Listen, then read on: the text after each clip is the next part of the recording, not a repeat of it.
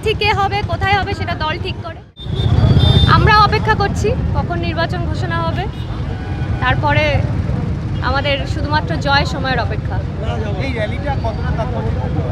হ্যাঁ, আজকের দিনে এই র্যালিটা কতটা তাৎপর্যপূর্ণ কি বলবেন র্যালি? র্যালিটা শুধুমাত্র সোনারপুর দক্ষিণ বিধানসভায় আজকের দিনে দাঁড়িয়ে বিজেপিকে একটা ট্রেলার দেখাবে। সিনেমা এখনও বাকি আছে।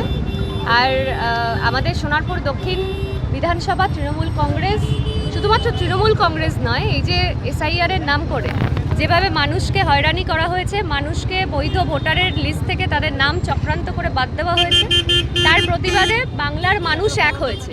অর্থাৎ বিজেপির বিরুদ্ধে বাংলার জনগণ এক হয়েছে এবং মমতাদি যে লড়াই লড়ছে বাংলার মানুষের জন্য সামনের সারিতে থেকে, যে একটাও যাতে বৈধ ভোটারের নাম বাদ না যায়, গণতান্ত্রিক পদ্ধতিতে লড়ছে, কারণ গণতন্ত্র বাঁচানোর লড়াই এটা।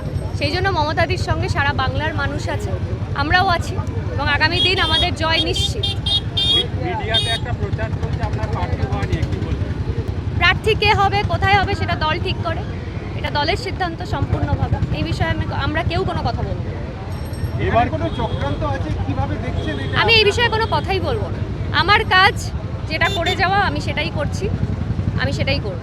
গতবারের থেকে 21 নির্বাচনে তৃণমূল কংগ্রেস এই সোনারপুর দক্ষিণ বিধানসভায় যত ভোটে জিতেছে, আপনি সেটা তার থেকে বেশি বলে জিতবে বলে মনে করছেন? আমরা আশাবাদী যে তার থেকে মার্জিন বেশি হবে, কারণ এই 5 বছরে যেভাবে মমতাদির নেতৃত্বে উন্নয়ন হয়েছে, পশ্চিমবঙ্গ সরকার পথশ্রী প্রকল্প থেকে শুরু করে এত উন্নয়ন, যুবসাথী, লক্ষ্মীর ভাণ্ডার, এত কিছু মানুষ পেয়েছে এবং এত উন্নয়ন মানুষের ঘরে ঘরে পৌঁছেছে।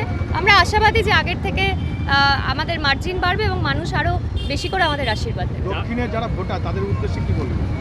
আশীর্বাদ দেবেন, আমাদের সাথে থাকবেন। এই লড়াই শুধুমাত্র আপনার আমার নয়, এই লড়াই বাংলার মানুষের, বাংলাকে বাঁচানোর, বাঙালিকে বাঁচানোর, বাংলা ভাষাকে বাঁচানোর লড়াই। এই লড়াইয়ে আমাদের জয় নিশ্চয়ই হবে। যাদের এই মিছিলে দেখা গেল না তাদের উদ্দেশ্যে কি বলবেন? আমি তো সবাইকেই দেখতে পেয়েছি। জয় বাংলা।